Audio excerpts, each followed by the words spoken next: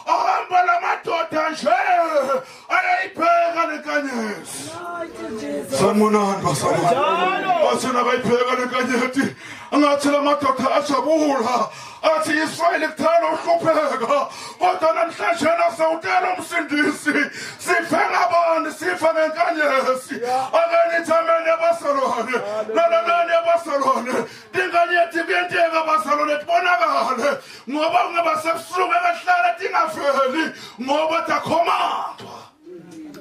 Sanibonani basalwane sihlekele emthandazweni lisho lamagama libhayibheli lithi lamadoda ahamba ungathi bazalwane lenkanyethi kwafika la sikhona lakhona seyinyamalala khona akenithi amen yabasalwane anenjikathi inkanyethi kwafika la khona seyingasabonakali khona kodwa lalela kunento eyenzakalako indlela lamadoda isana seyifimpeleke aqhubeka hamba akenithi amen yabasalwane ungathi kasahamba ngokuyibona asahamba ngomleso wayo akenithi amen yabasalwane nalalani yabasalwane ukhona simo lesifika kumsalwane angene kahle ekholweni ahlale kahle ekholweni ngoba kusapha kude inkanyethi akenithi amen yabasalwane kungenzeka bakhona nasebakhona phakathi kwethu nenkanyethi kudala uyathula nenkanyethi kudala enyamalala lalela mntana sekhaya